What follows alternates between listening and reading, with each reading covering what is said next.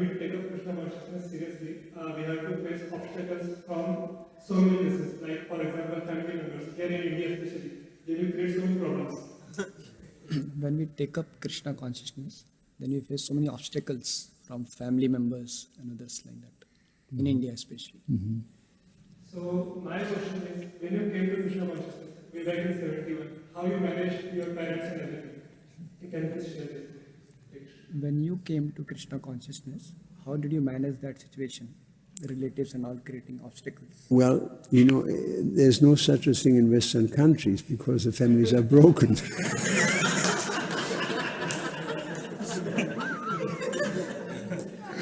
Nobody cares, And so that solves that problem. But sometimes we have seen that there was some attachment there, or family members became very angry. And then some boy has this problem with his mother, and tell mother, I did so many things, and I got out of them. I tried them. Let me try this out, at least for some time. And if I like it, I will stay. If not, I will be back very soon. This is helpful. It's a helpful thought, for example, Because it's a fact, many people, they stay in Krishna consciousness. After some time, they go and do that what the parents want them to do. So instead of saying to the parents, for my rest of my life, I'm going to stay brahmachari up to the point of death, they're horrified. They're horrified because who's paying their bills, right? So the best thing is, first of all, it's always good if there's a brother there, who can, if he's sufficiently un-Krishna conscious, he will take care of this problem. Right? Is that true or not? And if not, then you have to just see. You may be able that they become affected by Krishna consciousness. I just heard somebody's parents became, who was it? Somebody spoke, one of the devotees on the internet. He said, my parents became, in the end of their life, became Krishna conscious, But it's difficult because, you see, Western countries are very different. It was not a problem for us altogether. We already left home, practically speaking. By 16, people leave. They do their own thing because that's why it's important to understand Chanakya Pandit's instruction that up to 4 years you fondle a child. Because when the child paints on a piece of paper, the whole family claps. Then he goes and paints on the wall. The father becomes angry and he kicks him, you see. He will be traumatized for the rest of his life because he cannot understand why this is good and that is bad. He can't. He can't. I remember when I was young, we used to bring cheese from Holland. This is right next to us. Very big cheese, very cheap. So my father came to the border and the German custom officer said, Mr. Brinkmann, do you have anything to declare? He said, no. And I was on the back seat. I said, and what about the cheese you have under your seat?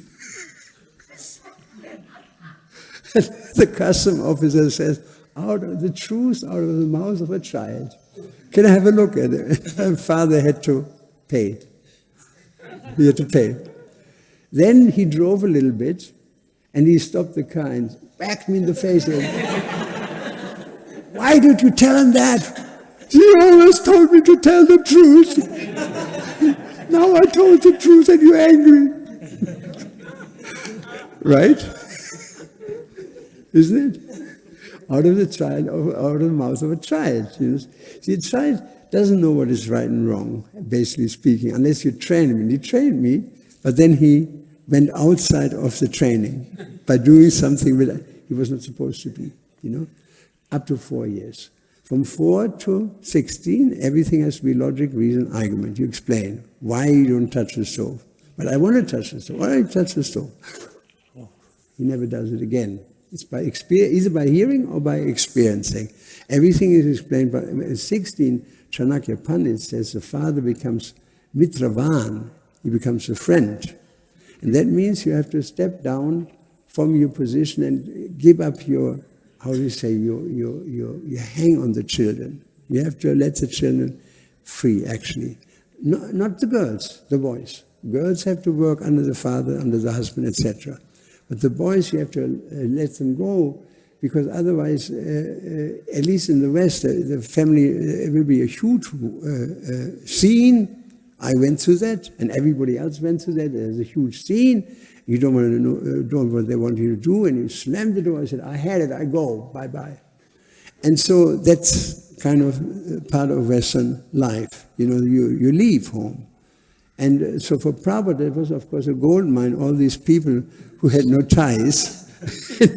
They're not foolish. I mean, a lot of intelligent people out there that left even ultimate college when they saw there's no point in it, it's just materialism, you know. And so it is important for parents also to understand that when the kid is getting 16, they have to be very careful not to impose themselves on the children. They have to allow them to make decisions. You know, it's important. I've visited many Indian families, and I've seen that the father was still, and the mother, you know, and the guy he locked himself in his room. I immediately understood what was going on, you know, because they were just overburdening him with making decisions for him till he's 65, practically speaking. Right? So that's the thing, that we have to be sympathetic, naturally. We have to, there was one devotee in the temple where was it, Vrindavan, and I asked many times, what about your parents? And I asked him, are you the only son? He said, yes, I'm the only son. I said, so how is your father surviving right now in the COVID? He said, very badly. He said, he has no money.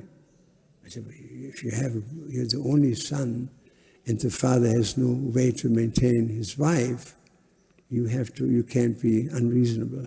You have to say, what shall I do? I want to live as a devotees. And I suggested to him, in this case, why don't you join the temple? He's a simple guy. Why don't you join the security people? Because many of them, they're chanting Hare Krishna. Now, one is a security guard we have in our ashram.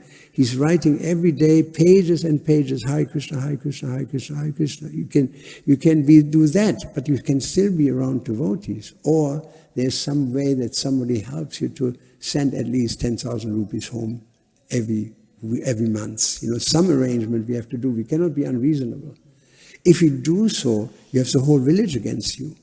And the Hare Krishna movement gets a very bad name, that these people are irresponsible. The parents depend on the children, often in India, particularly in hard times like this one. You cannot be unreasonable and just leave them. In the West, it is not a problem, because ultimately the government pays for everybody. But here you don't have a social system in place. And so there has to be some consideration that he must send some money home, and maybe somebody can sponsor it. Somebody can sponsor it. I want to be a devotee. If there's somebody who has money, you can approach him through the temple president or something, that some arrangement has to be done. But all in all, by the end of the day, if there is an impediment to be in the material world, you have to make your way. There's no doubt about it. You know, you have to make your way. You cannot be sentimental. I mean, Arjuna, he didn't want to fight against his relatives, which is he didn't want to fight against his relatives. And when I read this verse, that Krishna says you fight for the sake of fighting, and I said, what about the relatives? Many times this question is asked to us, why, if God is God, there's a battlefield, right? But we have to understand, say you're a policeman, and you see your uncle is stealing, you have to arrest the uncle, right? You cannot say, well, he's my uncle. So in the same way, the scene of the battlefield, Krishna, he was a warrior, right? And then you have to fight, because that's your dharma. The dharma of a policeman is to arrest his uncle in this case. Therefore, it's an impurity to let the uncle go. Uncle, I didn't see anything. Please get out of the shop. You know, you can't do that. So we have to penetrate every situation with logic, reason, and argument. And if you don't know, ask somebody, older boy, older devotee, you know, and you can also ask Prabhupada, you can ask Lord Nityananda. Prabhupada told us if there's any problems in our life, He said, do not go to Radha Krishna. He said, they are absorbed in their ras. He said, you can go to Nishingadev, because he is clearing up our whatever karma may be there, he's clearing this up. And so, I cannot give a general answer to this question. Ultimately, it's a question of sitting down with somebody and see the individual situation.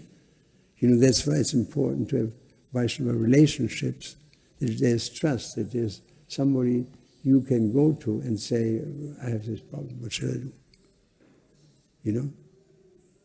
Prabhupada said, unless there's Vaishnava trust, he said, love and trust, I said, our movement cannot develop. He said, our movement cannot develop.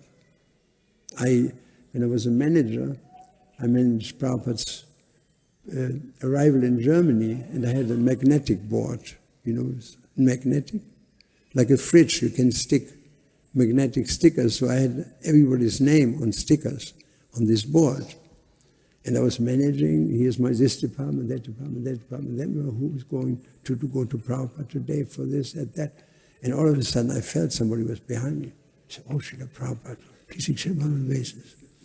He was behind me, and he said, what is that? What is that? His deep voice. I explained, I said, Srila Prabhupada, this is a magnetic, my managing board, I can take a person from here to here, from there to there, from the kitchen, etc. He said, how did that work? I said, it is magnetic. Oh, it is magnetic. He said, can I try that? I said, sure, Srila Prabhupada. He said, all right, let's take this person from the kitchen on Sankirtan. From Sankirtan into the garden.